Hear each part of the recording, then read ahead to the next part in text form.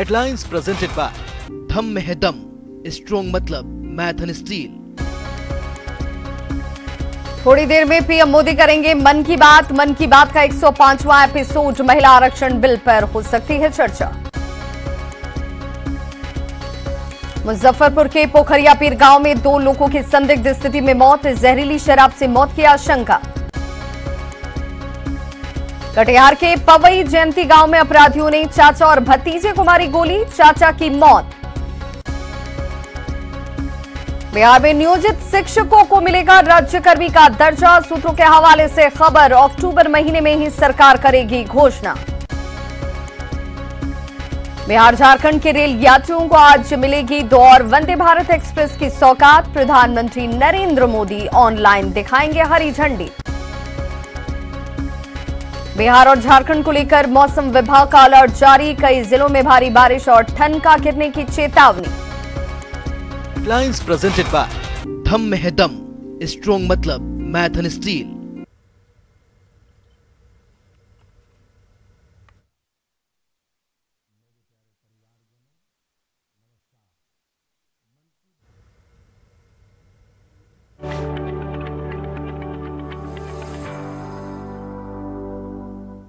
मेरे प्यारे परिवारजनों, नमस्कार।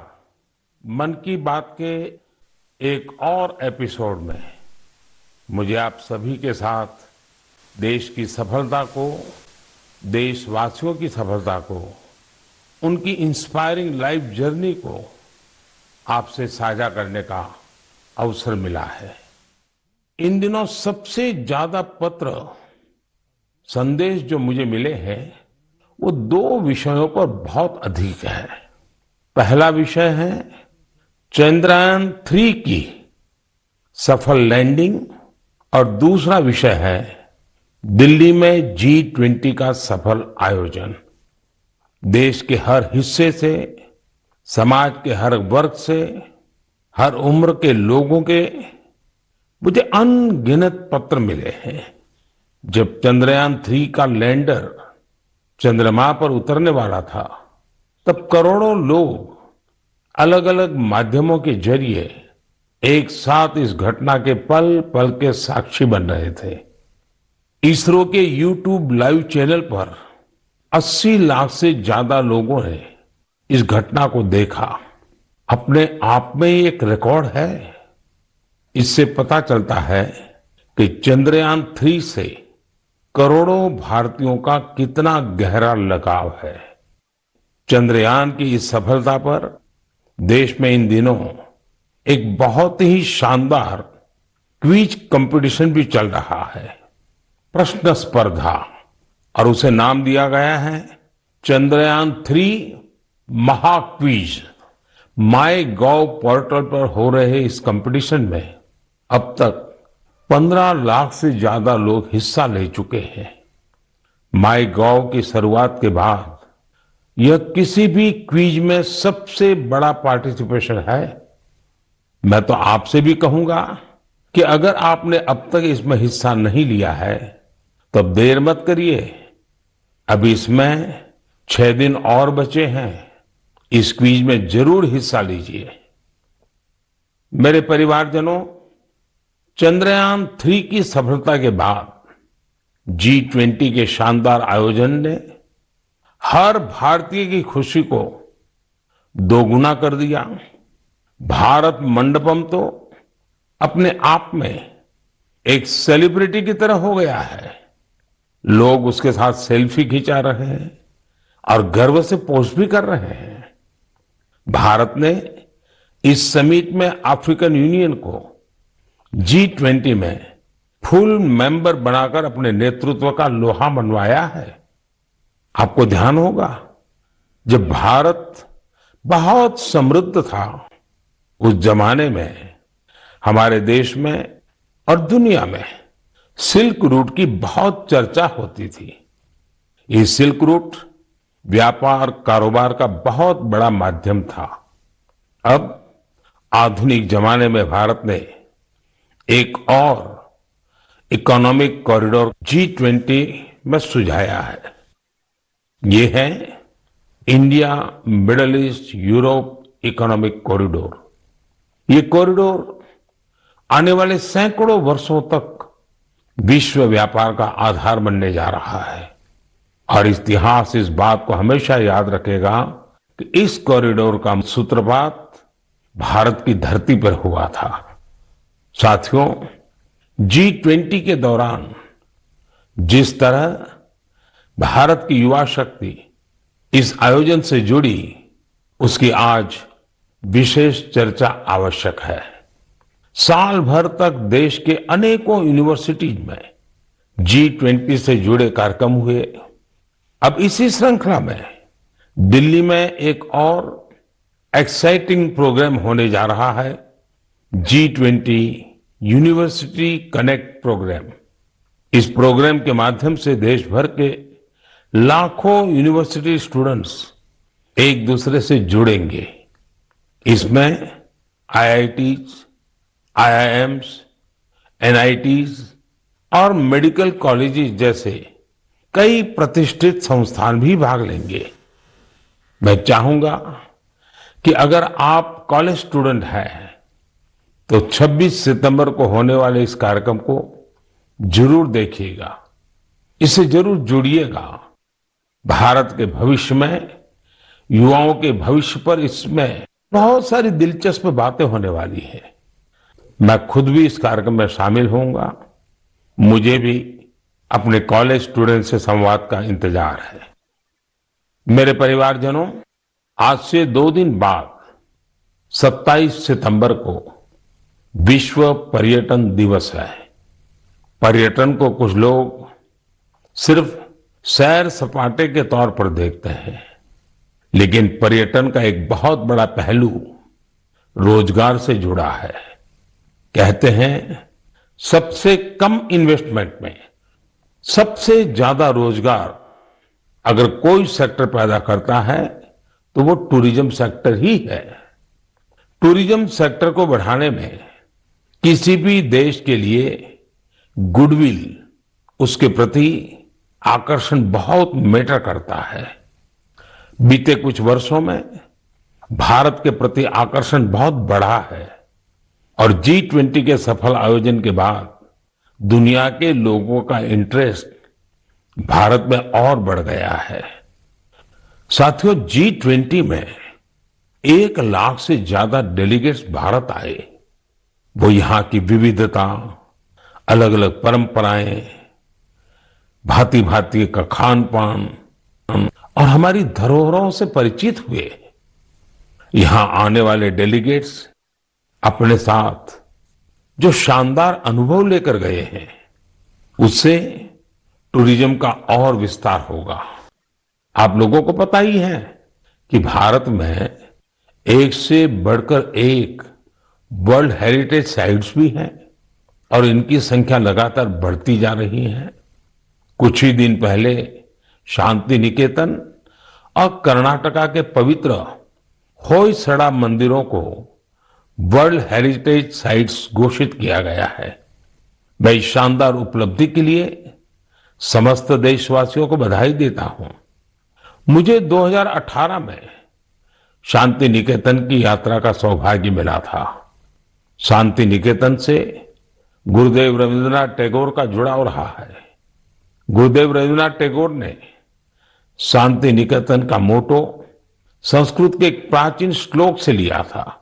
वह श्लोक है, यत्र विश्वम भवत्येक नीडम, अर्थात जहां एक छोटे से घोंसले में पूरा संसार समाहित हो सकता है। कर्नाटका के जिन होयसड़ा मंदिरों को यूनेस्को ने विश्व धरोहर सूची में शामिल किया है, उन्हें 13वीं शताब्दी के बेहतरीन आर्किटेक्चर के लिए जाना जाता है।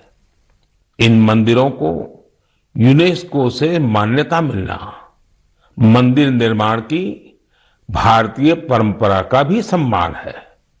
भारत में अब वर्ल्ड हेरिटेज प्रॉपर्टीज की कुल संख्या 42 हो गई है।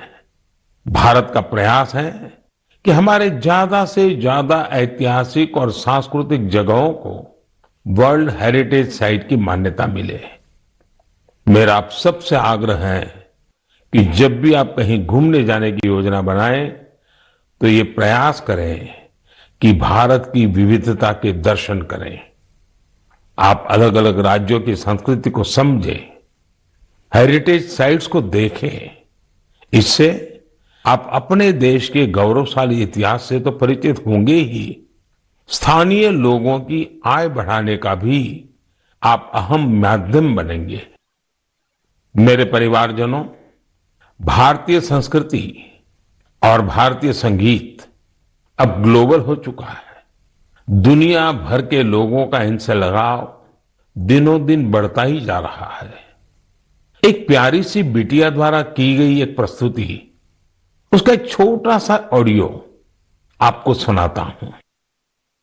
जगज्जालपालं कजत्कण्ठमालं शरच्चन्द्रभालं महादैत्यकालं नभो नीलकायं तुरावारमायं सुपद्मसहायं भजेऽहं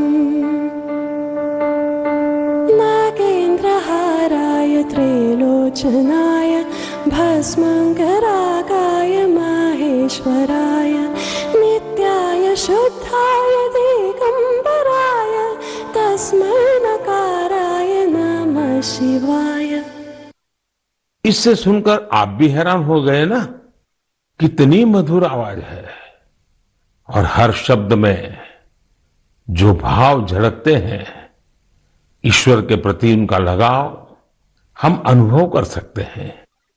अगर मैं ये बताऊं कि सुरीली आवाज जर्मनी की एक बेटी की है तो शायद आप और अधिक हैरान होंगे। इस बिटिया का नाम कैसमी है। 21 साल की कैसमी इन दिनों इंस्टाग्राम पर खूब छाई हुई है। जर्मनी की रहने वाली कैसमी कभी भारत नहीं आई है, लेकिन वो भारतीय संगीत की दीवानी है, जिसने कभी भारत को देखा तक नहीं। उसकी भारतीय संगीत में ये रुचि बहुत ही इंस्पायरिंग है। कैसमी जन्म से ही देख नहीं पाती है, लेकिन ये मुश्किल चुनौती उन्हें असाधारण उपलब्धियों से रोक नहीं पाई। म्यूजिक और क्रिएटिविटी को लेकर उनका पैशन कुछ ऐसा था कि बचपन से ही उन्होंने गाना शुरू कर दिया। अफ्रीकन ड्रमिंग की शुरुआत तो उन्होंने महज 3 साल की उम्र में ही कर दी थी। भारतीय संगीत से उनका परिचय 5-6 साल पहले ही हुआ। भारत के संगीत ने उनको इतना मोह लिया कि उसमें पूरी तरह से रम गई। उन्होंने तबला बजाना भी सीखा है। सबसे इंस्पायरिंग बात तो यह है कि वे कई सारी भारतीय भाषाओं में गाने में महारत हासिल कर चुकी है। संस्कृत, हिंदी, मलयालम, तमिल, कन्नड़ या फिर असमी, बंगाली, मराठी, उर्दू, उन्होंने इन सब में अपने सुर साधे हैं। आप कल्पना कर सकते हैं, किसी को दूसरी अनजान भाषा की 2-3 लाइनें बोलनी पड़ जाए तो कितनी मुश्किल आती है, लेकिन कैसमी के लिए जैसे बाएं हाथ का खेल है। आप सभी के लिए मैं यहां कन्नड़ा में गाए उनके एक गीत को शेयर कर रहा हूं। ನಮ್ಮ ವಚನ ಬಹುವಚನ ನುಡಿರು ಕನ್ನಡ ನಡೆಯಿರೋ ಕನ್ನಡ ನಮ್ಮ ವಚನ ಬಹುವಚನ ನುಡಿರು ಕನ್ನಡ ನಡೆಯಿರೋ ಕನ್ನಡ ಕನ್ನಡ ನಮ್ಮ ಕನ್ನಡ। भारतीय संस्कृति और संगीत को लेकर जर्मनी की कैसमी के इस जुनून की मैं हृदय से सराहना करता हूं। उनका यह प्रयास हर भारतीय को अभिभूत करने वाला है। मेरे परिवारजनों, हमारे देश में शिक्षा को हमेशा एक सेवा के रूप में देखा जाता है। मुझे उत्तराखंड के कुछ ऐसे युवाओं के बारे में पता चला है जो इसी भावना के साथ बच्चों की शिक्षा के लिए काम कर रहे हैं। नैनीताल जिले में कुछ युवाओं ने बच्चों के लिए अनोखी घोड़ा लाइब्रेरी की शुरुआत की है। इस लाइब्रेरी की सबसे बड़ी विशेषता यही है कि दुर्गम से दुर्गम इलाकों में भी इसके जरिए बच्चों तक पुस्तकें पहुंच रही है। और इतना ही नहीं, ये सेवा बिल्कुल निशुल्क है। अब तक इसके माध्यम से नैनीताल के 12 गांवों को कवर किया गया है। बच्चों की शिक्षा से जुड़े इस नेक काम में मदद करने के लिए स्थानीय लोग भी खूब आगे आ रहे हैं। इस घोड़ा लाइब्रेरी के जरिए ये प्रयास किया जा रहा है कि दूर दराज के गांवों में रहने वाले बच्चों को स्कूल की किताबों के अलावा कविताएं, कहानियां और नैतिक शिक्षा की किताबें भी पढ़ने का पूरा मौका मिले। ये अनोखी लाइब्रेरी बच्चों को भी खूब भा रही है। साथियों, मुझे हैदराबाद में लाइब्रेरी से जुड़े एक ऐसे ही अनूठे प्रयास के बारे में पता चला है। यहां 7वीं क्लास में पढ़ने वाली बिटिया आकर्षणा सतीश ने तो कमाल कर दिया है। आपको यह जानकर आश्चर्य हो सकता है कि महज 11 साल की उम्र में ये बच्चों के लिए 1-2 नहीं बल्कि 7 लाइब्रेरी चला रही है।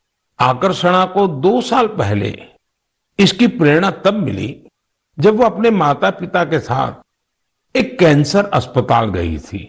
उसके पिता जरूरतमंदों की मदद के सिलसिले में वहां गए थे। बच्चों ने वहां उनसे कलरिंग बुक्स की मांग की और यही बात इस प्यारी सी गुड़िया को इतनी छू गई कि उसने अलग अलग तरह की किताबें जुटाने की ठान ली। उसने अपने आस पड़ोस के घरों, रिश्तेदारों और साथियों से किताबें इकट्ठा करना शुरू कर दिया। और आपको यह जानकर खुशी होगी कि पहली लाइब्रेरी उसी कैंसर अस्पताल में बच्चों के लिए खोली गई। जरूरतमंद बच्चों के लिए अलग अलग जगहों पर इस बिटिया ने अब तक जो 7 लाइब्रेरी खोली है उनमें अब करीब 6000 किताबें उपलब्ध हैं। छोटी सी आकर्षणा जिस तरह बच्चों का भविष्य संवारने का बड़ा काम कर रही है वो हर किसी को प्रेरित करने वाला है। साथियों, ये बात सही है कि आज का दौर डिजिटल टेक्नोलॉजी और ई बुक्स का है, लेकिन फिर भी किताबें हमारे जीवन में हमेशा एक अच्छे दोस्त की भूमिका निभाती हैं। इसलिए हमें बच्चों को किताबें पढ़ने के लिए प्रेरित करना चाहिए। मेरे परिवारजनों, हमारे शास्त्रों में कहा गया है, जीवेषु करुणा चापी मैत्री तैषु विधीयताम, अर्थात जीवों पर करुणा कीजिए और उन्हें अपना मित्र बनाइए। हमारे तो ज्यादातर देवी देवताओं की सवारी ही पशु पक्षी हैं। बहुत से लोग मंदिर जाते हैं, भगवान के दर्शन करते हैं, लेकिन जो जीव जंतु उनकी सवारी होते हैं उस तरफ उतना ध्यान ही नहीं देते। ये जीव जंतु हमारी आस्था के केंद्र में तो रहने ही चाहिए, हमें इनका हर संभव संरक्षण भी करना चाहिए। बीते कुछ वर्षों में देश में शेर, बाघ, तेंदुआ और हाथियों की संख्या में उत्साहवर्धक बढ़ोतरी देखी गई है। कई और प्रयास भी निरंतर जारी हैं ताकि इस धरती पर रह रहे दूसरे जीव जंतुओं को बचाया जा सके। ऐसा ही एक अनोखा प्रयास राजस्थान के पुष्कर में भी किया जा रहा है। यहाँ सुखदेव भट्ट जी और उनके